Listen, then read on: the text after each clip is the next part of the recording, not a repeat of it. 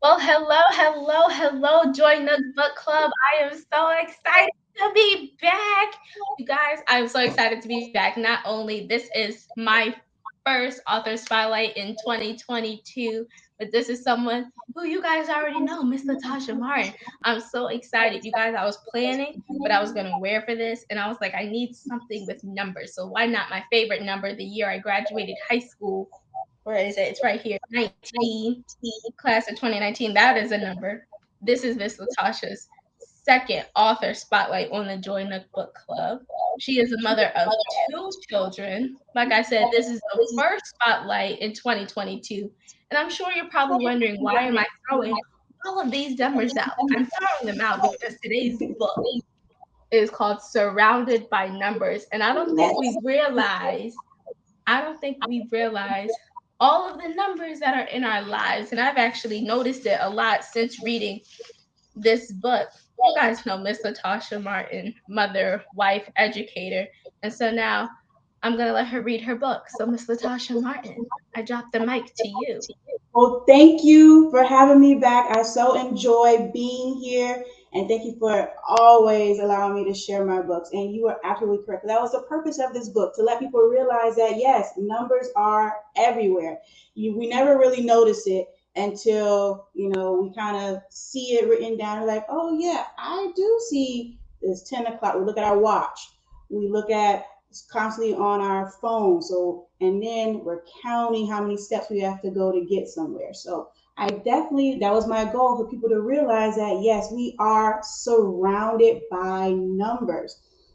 And what I did, as I know I spoke about it before, I am a school teacher.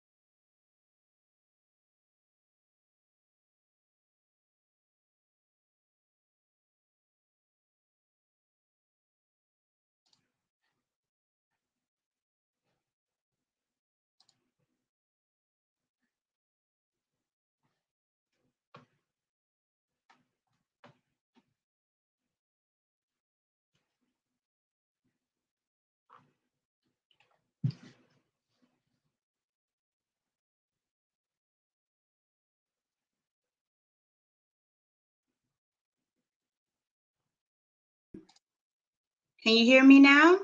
Yes, I can hear you. Okay, we lost connection. That's weird. That is, I got scared. I was like, no. No, I know we usually do a good job. No, for whatever reason, we lost connection. Okay, So that's I no can, problem. We learn to work through whatever glitches happen. So that's the yeah. perfect thing. As an educator, especially working on Zoom, we are constantly with our internet, it'll freeze on us and then all of a sudden it'll pop in and you're like, what in the Mm-hmm. world happened? So I have learned to roll with the punches. So that's what we're going to do. So that's another thing, especially with our timing. Timing is a big thing with numbers as we are figuring out how things work. And with young students, especially with elementary students, they have to understand that numbers are everywhere.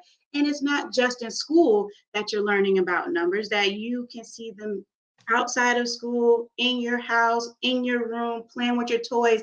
Numbers are absolutely everywhere. So that was the purpose of me writing this book, from the information I learned while teaching our elementary age students. So once again, I love my characters and I love my family books. So I use my son, Isaiah, and he is definitely one of the main characters in all of my books, to showcase how numbers are all around us. And what I always love to do when I write my story is that I love to definitely give credit to my family, because they are definitely the reason why I'm able to write all of my books. So they definitely help me with the illustration and help me write the story themselves. Hey, I have a secret that I want to share with you. Did you know that we are surrounded by numbers? Yeah, I couldn't believe it myself. Every time I look around, a number pops up. I'm telling you that they are everywhere. Be on the lookout.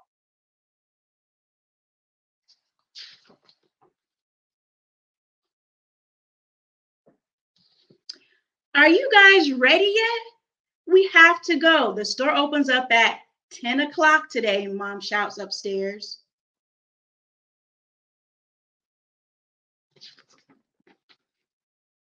We're ready, we all sang downstairs. The truth is, I'm not ready. I can't find my other sock. Wait. Let me back up some. Hi, I am Isaiah. This is my brother Irie and my sister Naya.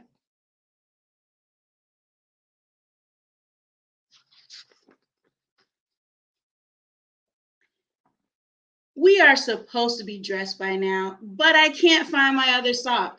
I have one blue sock, but when I should have a complete pair. I looked under my bed and found 3 toys, but not my other sock. I think my brother has it.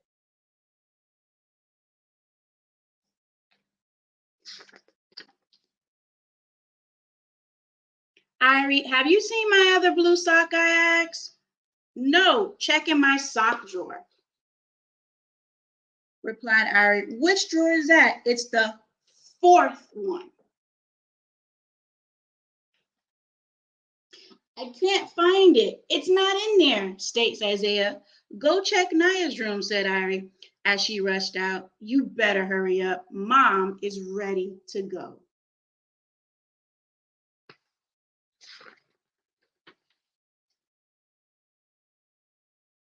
Naya, have you seen my other blue sock? Asked Isaiah. No, it might be downstairs, suggested Naya. You need to hurry up. We have to leave in 5 minutes. It's time to go, everyone, shouts down. Everyone come downstairs, Mom shouts.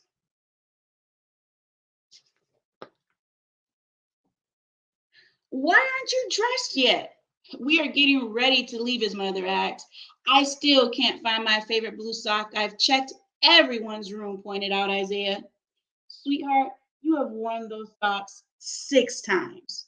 Let's try a different pair for today, suggested Mom. I'll grab your green socks instead.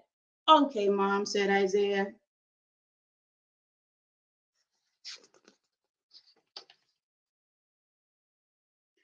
Great, we're ready to go, exclaimed Mom. Where are you going? I asked.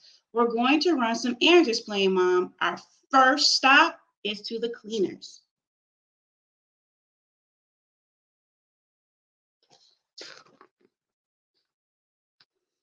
I love looking out the window, counting the cars while Mom is driving. How many cars do you see? I counted 7 other cars on the road.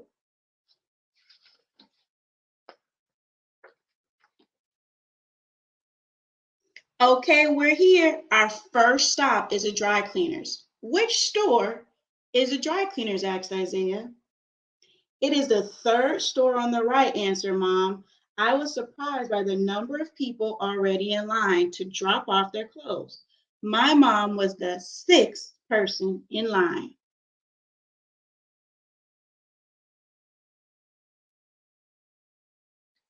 And throughout our book, it goes through Isaiah's day with his family, and they continue counting at every stop they make. So, the importance of surrounded by numbers is to let children know that everywhere they go, there are numbers. So, it's not just important just to count while we're in school and learn in school. Learning takes place everywhere you go. So, you can count the number of steps that you take, you can count the number of jumps that you have when you're going outside. How many friends are you playing with? Or if you're playing in your room, how many toys are you playing with? Or how long have you been playing on that video game? So numbers are everywhere. And along with our surrounded by numbers, I also love to give children and parents the opportunity to practice the skills that are found in my stories. So along with reading about numbers, we also have the matching workbook where it gives the students and the parents the opportunity to practice counting on their own. So they're able to practice our tracing our numbers, counting and coloring our numbers. And the part that I love the most is that I made sure that I add our pictures from our story and our words from our story that gives the students and gives the children more of a connection to the actual book. And we count all the way to zero.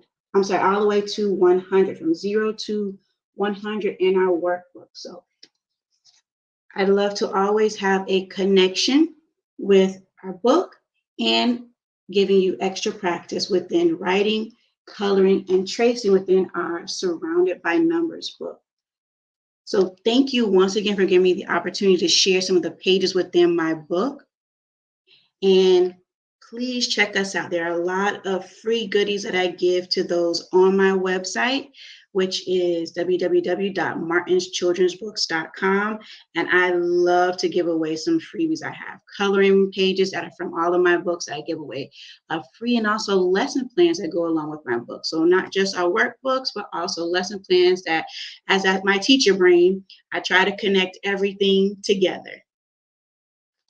Yes, we love the good freebies over here, and we also love good workbooks too, because it seems workbooks are kind of becoming the new books now. It's like people can they love buying things they can write in and practice new self things.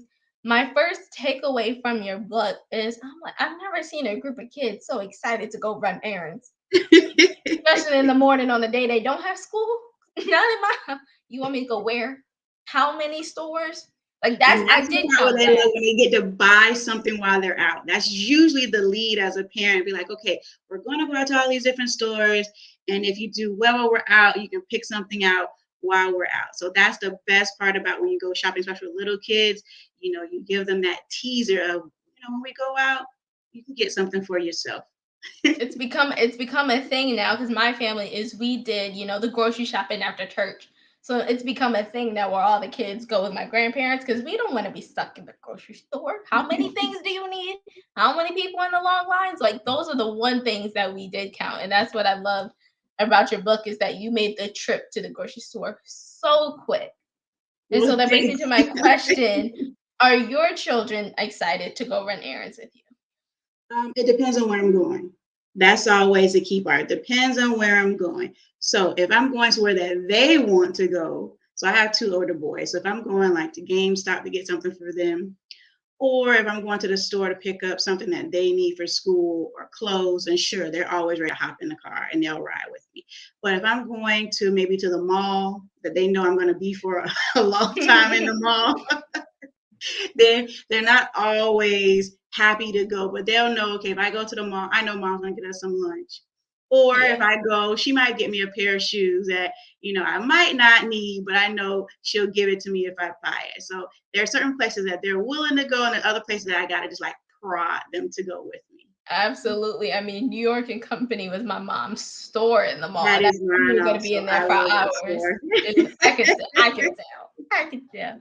So, did you enjoy like math and numbers growing up as a kid? I do. I Math is my favorite subject. So I do enjoy teaching math and social studies. because those are things that allow more hands-on activities for kids, especially for small kids. My elementary teacher. So when it comes to math, you can use a lot of manipulatives. So it's not just writing down the numbers. You can give them, small objects to count out, or you can incorporate food to count for multiplication or for division. So it's a lot of ways that you can make learning fun. And that's the purpose of Surrounded by Numbers, that, even though we might be doing something that we don't want to do, you can still find a fun way to learn as you're still going through your day. That's amazing. So, would you say into like today's young children, do you say they're more fond of math or do they still pretty hate it? Well, they like math more than they like reading. So True this year statement. I teach every subject. So I definitely see the difference. Math is an easier concept for children to understand because, 1 plus 1 will always equal 2, no matter how many ways I try and count it, it's going to be the same. So even when you have children that are coming from different backgrounds, numbers in any language is something that they can always understand. It's usually reading that kind of trips them up because that deals with the country that you're in and different meanings that go along with words. So I definitely see math as an easier subject to teach and for kids to comprehend. You are absolutely right. When I was like in the younger grades, I was like, please don't ask me to make an inference. Don't ask me to read context clues.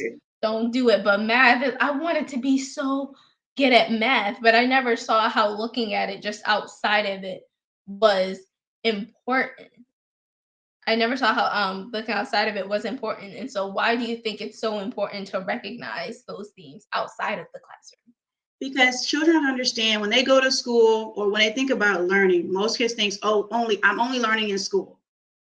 That's the only place I'm going to get an education. I'm going to learn something new only when I go to school. But you have to understand that you learn everywhere you go, not just at school. When you're home, okay, I'm reading a book. Your parents can talk to you about what you're reading. You're learning.